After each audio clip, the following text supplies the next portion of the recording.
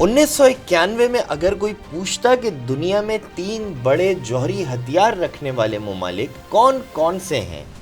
تو جواب میں امریکہ اور روس کے ساتھ تیسرا نام یوکرین کا لیا جاتا تھا۔ تو سوال یہ ہے کہ یوکرین نیوکلیئر طاقت سے غیر نیوکلیئر پاور کیسے بنا، اور آج روس کی جانب سے یوکرینی عوام کو شدید جنگ کا سامنا کرنے میں اس فیصلے کا کتنا بڑا عمل دخل ہے۔ اس بات کو سمجھنے کے لیے ہمیں 30 سال پیچھے جانا ہوگا، کیونکہ یوکرین کے اسی فیصلے نے اس ملک کو آج اتنا کمزور کر ڈالا کہ روس بآسانی ملک میں اپنی مرضی کی جنگ شروع کر چکا ہے۔ اب یہ پاکستان کے لیے بھی مستقبل کے حوالے سے ایک اہم پالیسی بن جانا چاہیے کہ نہ ماضی میں پاکستان امریکہ اور یورپ کی ایسی یقین دہانیوں میں آیا اور نہ اب مستقبل میں کسی ایسی ضمانت کے دھوکے میں آ سکتا ہے جہاں نیوکلیائی ہتھیاروں کو ختم کرنے یا اس میں کمی کرنے کی لالچ یا دھمکی دی جا سکے۔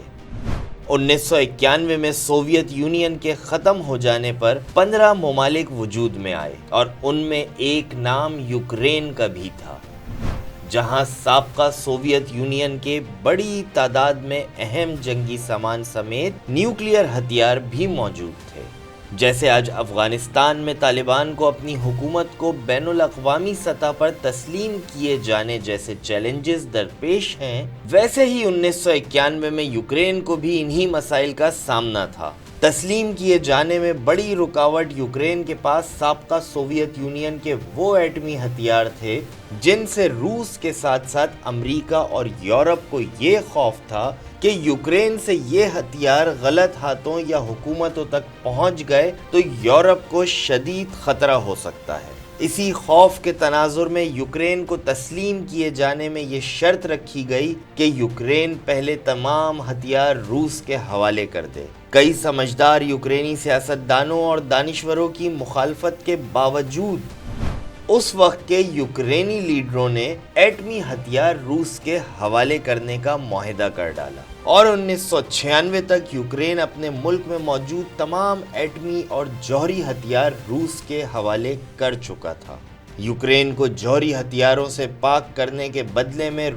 روس، امریکہ اور برطانیہ نے یوکرین کی آزادی، خود مختاری اور سرحدوں پر جارحیت سے باز رہنے کا یقین دلایا تھا۔ لیکن ماضی کی یقین دہانیاں اب یوکرین کے کسی کام نہ آئیں، اور یوکرین کو اس فیصلے کی قیمت چند ہی سالوں میں بھگتنا پڑی۔ پہلے 2014 میں کریمیا پر روسی حملے اور قبضے کی صورت میں، اور پھر جلد ہی دوسرے 2 علاقوں نے بھی روس کی پشت پناہی میں یوکرین سے آزادی کا اعلان کر دیا، اور اب 2022 کے شروع میں روس پورے یوکرین پر حملہ آور ہونے کے ساتھ جلد ہی مکمل قبضے کی اپنی دیرینہ خواہش کی تکمیل کے قریب ہے۔ دنیا میں اپنے دفاع کا سادہ سا اصول ہے کہ دشمن کے مقابلے میں اپنے دفاع کو مضبوط اور طاقتور رکھا جائے، بجائے دوسروں اور خصوصاً اغیار پر بھروسہ کرنے کے۔ اپنی دفاعی طاقت اور قومی یکجہتی کو مضبوط کیا جائے تو بڑی سے بڑی طاقت کا مقابلہ کیا جا سکتا ہے۔ اس حوالے سے پاکستان ایک خوش قسمت ملک ہے جو ہر طرف سے خطروں کے باوجود اپنے دفاع کے حوالے سے مضبوطی سے کھڑا ہے۔ ایک طرف افواج پاکستان کی پیشہ ور دفاعی پالیسی